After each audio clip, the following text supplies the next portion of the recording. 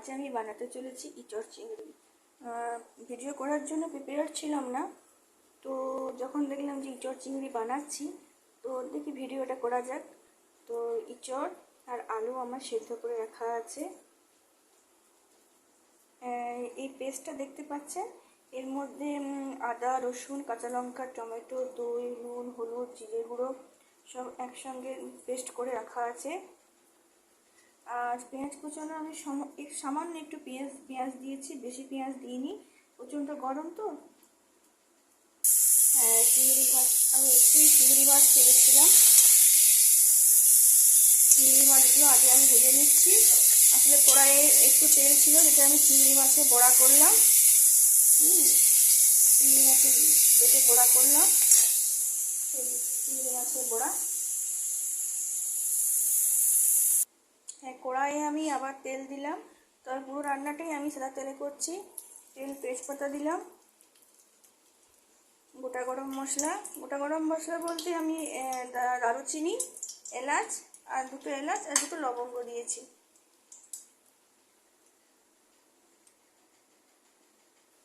হ্যাঁ, গরম মশলাগুলো গরম হয়ে গেছে। এবারে আমি আমার কেটে রাখা পেঁয়াজ কুচিগুলো দিয়ে দিচ্ছি। পেঁয়াজ আমি কিন্তু খুব অল্পই দিয়েছি, কেননা প্রচণ্ড গরম, তাই রান্নাটা বেশি আমি রিস্ক করবো না, হালকার মধ্যেই করব।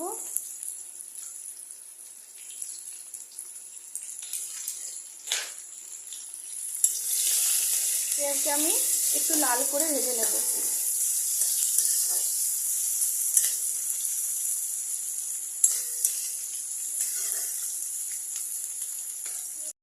এগুলো আমার লাল করে ভাজা হয়ে গেছে। এবারে আমি যে পেস্টটা বানিয়ে রেখেছি, সেই পেস্টটা আমি ভাজা পেঁয়াজের উপর দিয়ে দিলাম। আমি দুরকমভাবেই এঁচড় করি, ঠিক আছে। আজ যেহেতু আমার হাতে সময়টা কম ছিল, তাই আমি এঁচড়টা সেদ্ধ করে আর মশলাটার পেস্টটা আলাদা করে নিয়েছি। কিন্তু অন্য সময় আমি এঁচড়ের মধ্যে রসুন বাটা, টমেটো বাটা, সব কিছুর পেস্ট, কাঁচা লঙ্কা পেস্ট, সামান্য একটু দই ও সর্ষের তেল দিয়ে এঁচড়টাকে আমি ম্যারিনেশন করে রেখে দিই, কিছুক্ষণ থাকতে দিই। তারপর পেঁয়াজটা ভেজে গরম মশলা, তেজপাতা দিয়ে এঁচড়টা ভালো করে কষিয়ে নিই, ওইভাবে করি। কিন্তু আজকে যেহেতু সময়টা আমার কাছে খুবই কম ছিল, তাই আমি আর ম্যারিনেশন করার সময় পাইনি। এই পেস্টের মধ্যে কাঁচা লঙ্কা আমি আলাদাভাবে দিইনি, কাঁচা লঙ্কা আছে, নুন, হলুদ, জিরে গুঁড়ো, রসুন, আদা, টমেটো সমস্ত পেস্ট করা আছে, আর 2 চামচ দই দেওয়া আছে, আর একটু স্বাদ মতো চিনি দেওয়া আছে। নুনটাও দেখে নিতে হবে, এঁচড়টা সেদ্ধর সময় নুনটা একটু বেশি করে দেওয়া হয়ে গেছিলো, তাই নুনটা একটু দেখে নিতে হবে। তবে পেস্টের মধ্যে একটু নুন দেওয়া আছে, জল দেওয়ার পর নুনটা আমাকে একটু দেখে নিতে হবে। হ্যাঁ, মশলাটা কষানো হয়ে গেছে। মশলার মধ্যে দেখুন তেলটা বেরিয়ে গেছে, মশলাটা ভালো করে ভাজা হয়ে গেছে। এরপর আমি সেদ্ধ করে রাখা আলু ও এঁচড়টা এর মধ্যে মিশিয়ে দেব।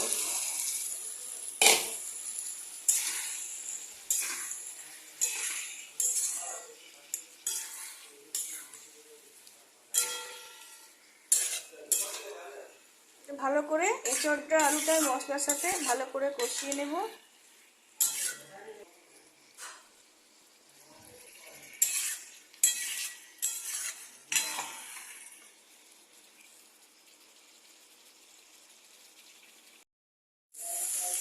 হ্যাঁ, এবারে এঁচড়টা দেখুন ভালো করে মেশানো হয়ে গেছে।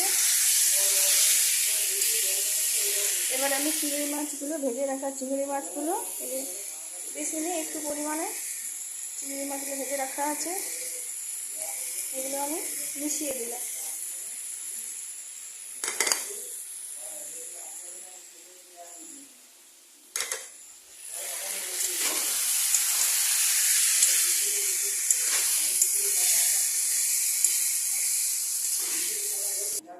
হ্যাঁ, আমি এঁচড়ের মধ্যে জল ঢেলে দিয়েছি, ঠিক আছে। হ্যাঁ, এবারে আমার রান্নাটা হয়ে গিয়েছে।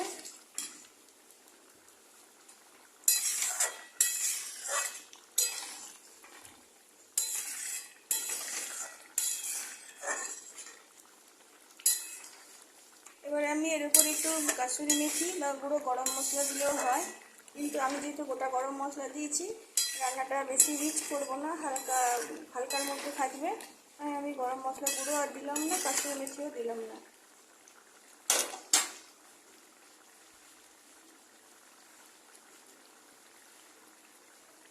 এ বলে আমি আমার ভিডিও শেষ করলাম।